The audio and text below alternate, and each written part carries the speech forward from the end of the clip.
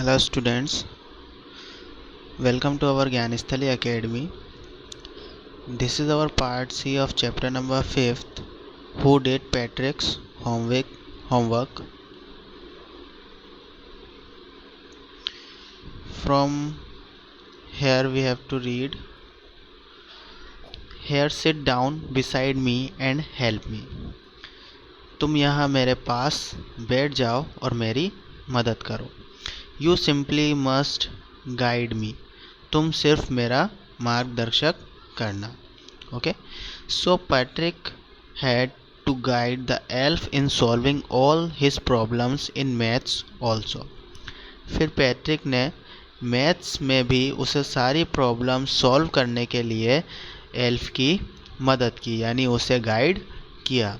And then the lesson in history had to be done. उसके बाद history के lesson भी पूरे हो गए. Elves now nothing of human history. Elves know nothing of human history. To them it's a mystery. Elves को human history के बारे में कुछ भी नहीं पता था, तो उसके लिए ये सब एक मिस्ट्री थी. ओके, जो कि उसे समझने में बहुत कठिन था. Said the elf ने कहा. And in history also Patrick had to do all the reading and writing himself. फिर हिस्ट्री में भी पैट्रिक ने सारी रीडिंग और राइटिंग खुद से ही करी, क्योंकि एल्फ्स के लिए तो बहुत मुश्किल था, बहुत कठिन था, क्योंकि वह ह्यूमन हिस्ट्री के बारे में कुछ भी नहीं जानता था. इसलिए पैट्रिक को ही सारी रीडिंग और राइटिंग खुद से करना पड़ी. Next, the little elf had already become a shouter, but now he got even louder. Elf पहले शाउटिंग तो कर ही रहा था, यानी कि चिल्ला तो रहा ही था, लेकिन अब वह बहुत लाउडर हो गया था, यानी अब वो बहुत तेज़ हो गया था. Go to the library he roared. वह दहाड़ता है कि लाइब्रेरी जाओ. Get me books. मेरे लिए किताबें लाओ. More and more books and you can help me read them also. ज़्यादा से ज़्यादा बुक्स लाओ और उन्हें पढ़ने में मेरी मदद करो. In fact, every day, in every way, the little elf became more and more of a nug. Patrick had to work harder than ever, and he had to stay up late at nights.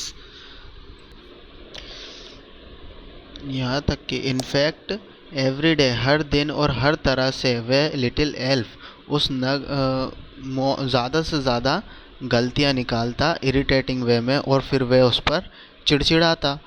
Patrick को इस वजह से बहुत hard work करना पड़ा पहले से ज़्यादा, और लेट नाइट तक जागना पड़ा. पैट्रिक ने कभी भी he had never felt so weary. वह कभी इतना थका हुआ महसूस नहीं करता था.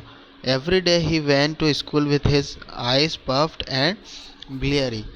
हर दिन वह स्कूल अपनी थकी हुई और सूजी हुई आँखों से जाया करता था. पफ्ड मीन्स होता है सूजी हुई, ओके ना, स्वेलन. एंड ब्लियरी मीन्स होता है जिससे दिखाई नहीं देता. Not able to see clearly, बहुत थकी हुई आँखें. Okay. Finally the last day of school arrived and the elf was free to go. अब आखिर में स्कूल का आखिरी दिन आ गया और एल्फ अब जाने के लिए फ्री हो गया था. As for homework, there was no more to be done, so he quietly and slyly slipped out of the back door. अब कोई होमवर्क करने के लिए नहीं बचा था, इसलिए वह चुपचाप से और सीक्रेटली या छुपके से पीछे के दरवाजे से चला गया. Patrick got A+ from all his teachers and he was so happy. Patrick को सभी टीचरों से A+ मिला और वह बहुत खुश था.